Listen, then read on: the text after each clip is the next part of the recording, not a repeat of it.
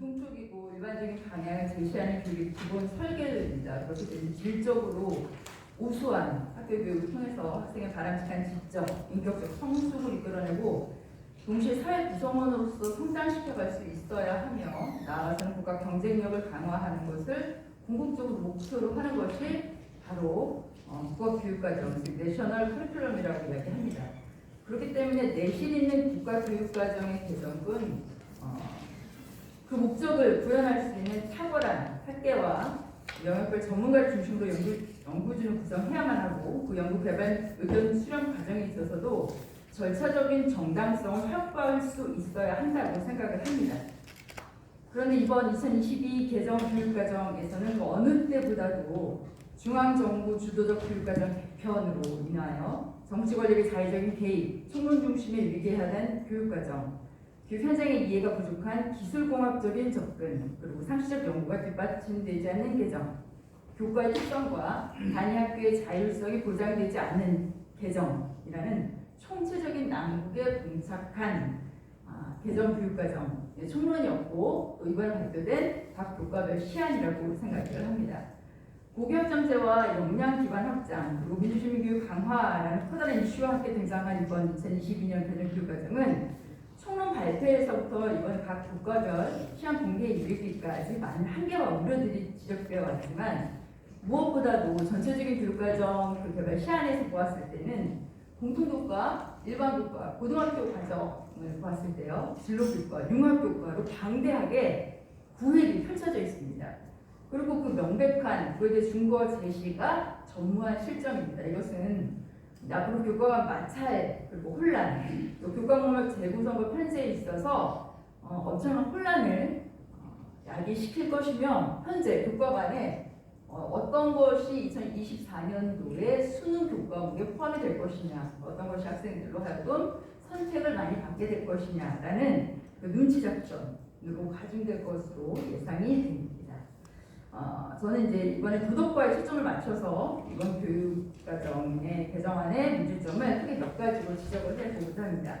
도덕윤리교과는 도덕윤리 교과의 교육, 학교에서 이루어지는 도덕과 교육은 가치 교육입니다. 따라서 지금 앞서서 발표해 주신 선생님께서 말씀해 주신 것처럼 어떤 특정한 개념이나 용어 혹은 기간에 따른 교육으로 인한 개인과 단체의 정체성으로 구분할 수 있는 그런 교과가 아닙니다. 그 결과가 눈에 쉽게 보이지가 않습니다. 어쩌면 가르치는 자가, 교사가 세상을 떠난 다음에 그 결실이 맺힐지도 모릅니다. 흔히 실험 교과에서 배제된 교과라고 할 수 있습니다. 그러나 그 내용이 그 교육이 학생들에게 미치는 영향은 실로 그들의 인격과 정체성, 인간다움의 형성에 실로 막대하다고 할 수 있습니다.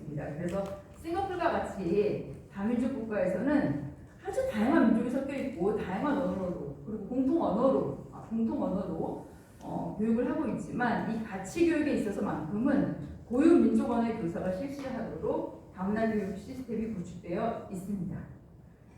그런데 이번 개정 교육과정에서는 지난 교육과정에 이어서 고등학교 과정에서 도덕이라는 교과명이 없습니다. 아직 모르셨나요? 부모님들 같으신데. 통합사회 원투로 되어져 있습니다. 아까 말씀드린 바와 같이 2022년 교육과정의 큰 화두는 그 민주시민 교육의 확장입니다. 다시 이야기하면 가치 교육보다는 정치화 교육에 앞장서겠다는 겁니다. 이것은 앞서서 말씀해 주신 교수님들의 내용이 다 포함되는 것들입니다. 조금 전에 제가 오기 전에 기사를 봤는데요. 교육부에서 조사한 바에 의하면 올해 4월, 5월 두 달간에 걸쳐서 학생들, 초등학교 4학년부터 고등학교 3학년까지 학생들을 대상으로 학교 폭력과 관련된 조사를 했는데 지난 9년 동안 있었던 학교 폭력 수치 중 가장 최대치를 올해 찍었다라고 합니다. 다시 이제 인성교육이 대두가 되겠죠. 이런 결과가 나왔으니까. 그죠? 그런데 이번 교육과정에서는 메타버스, 미디어 리터러시 이런 것들과 함께 민주시민 교육이 강화가 되고 있습니다. 이 민주시민 교육은 인성교육이 아니라 아까 말씀드린 대로 정치화 교육, 그리고 미디어 리터러시는 강점이 리터러시에 있어야만 합니다. 우리가 미디어를 통해서 나오는 내용들을 어떻게 소화하고 어떻게 윤리적으로 승화시킬 것인가에 강점이 맞춰져야 되는데 우리의 교육과정은 그 과목을 좀 쭉 보시면 알겠지만 미디어 하드웨어에 맞춰져 있습니다. 심지어는 대학에도 제가 얼마 전에 재작년에 대학에 임용 시험을 보러 갔더니 신학대학인데도 불구하고 미디어 교육 어떻게 해야 되냐고 묻더라고요. 목사님들도 요즘에는 그것을 하셔야 한다라고 합니다. PPT를 잘 움직이셔야지 전달력이 좋다라고 할 만큼 교육과정이 그렇게 가고 있습니다. 도덕교육의 목표는 도덕적인 인간을 양성하는 것도 중요하지만 도덕적인 시민을 양성하는 것이 도덕교육의 또 한 가지 목표이기도 합니다. 즉 인성교육이라는 것이죠. 사회적 인간으로서. 그런데 이것이 교육과정에서 아예 빠져 있다라는 겁니다. 너무나 아이러니하게도 인간이 학교 교육을 받으면 받을수록 사회화되고 성숙화되어야 하는데 교육을 받으면 받을수록 관심병사 문제 학생이 더 숫자가 많아집니다. 그래서 여기 계신 학부모님들께는 너무나 죄송하지만 저는 사실 공교육의 핵심에 있었습니다. 국가의 특성상 저희는 국정교과서였기 때문에 우리 학교에서 도덕교과서를 계속 저는 7차 교육과정부터 2015 교육과정까지 교과서 작업과 교육과정 작업에 그걸 계속 목도하고 있었고 집필을 해왔었는데도 불구하고 교과서의 내용을 알기 때문에 아이를 학교에 보낼 수가 없었습니다. 그래서 학교 현장에 오랫동안 있다가 대학에 있다가 대한교육 운동에 동참하게 되었고 지금은 대한교육기관에서 아이들을 가르치게 되었습니다. 대한교육기관도 근데 여러분 조심하셔야 됩니다. 좌편향 대한교육기관이 아니고요. 건강한 대한교육기관이 아닙니다. 무조건 대한교육기관이라고 해서 찾아가시면 안 됩니다. 두 번째는요. 초등학교 도덕과 중학교 도덕교과서에서 통일교육의 영역이 아주 모호해졌습니다. 한때는 저희 도덕과가 어용교과라는 오명을 받을 만큼 안공 혹은 안보교육에 치중을 했습니다. 그런데 이제는 북한이 더 이상 휴전 중인 상대가 아니라 평화와 포용의 대상으로 묘사가 되고 있습니다. 그리고 심지어는 북한 이탈 주민이요 이제는 다문화 교육의 영역으로 이관이 되었습니다. 그러니까 통일 대비 교육도 아니고요.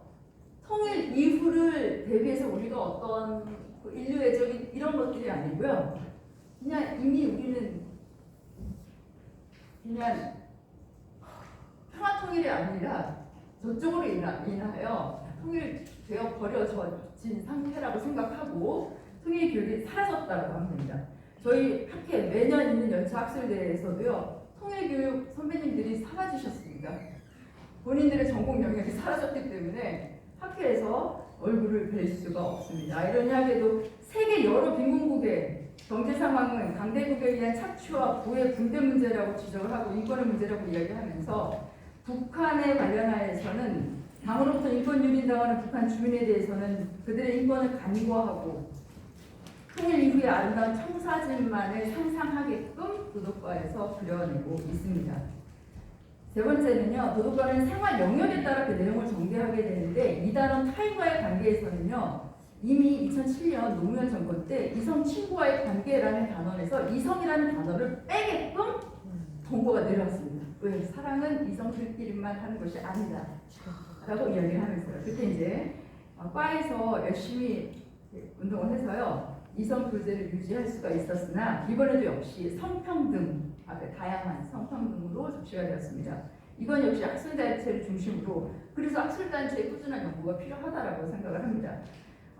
열심히 강력하게 주장해서 양성평등 구현을 유지는 했습니다. 그러나 앞에서 말씀해 주신 바와 같이 저희가 이미 거민정화 교과서가 되었기 때문에 지난번에도 마찬가지로 이 성과 관련된 것이 교과서마다 정말 천차만별로 쓰여졌습니다. 어떠한 집필진이 교과서를 쓰느냐에 따라 전혀 다른 내용의 집필 기준이 나온다라고 할지라도 이거는 초문과 시안일 뿐이거든요. 전혀 다른 내용의 교과서가 쓰여지게 되고 그 학교에 어떤 그 주임 교사가 교과서를 선택하느냐에 따라 우리 아이는 전혀 다른 세계관으로 무장을 하는 학교의 형태가 나타나게 됩니다.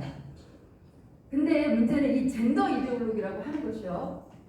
결국은 올라간 급진적 페미니즘이었고 더 올라가면 마르크스주의라는 것을 모른다라고 하는 것입니다. 그리고 이 것들이 부지부식간에 우리 아이들의 가치관에 서서히 녹아 내려가고 있다라는 것을 모르는 것이고요.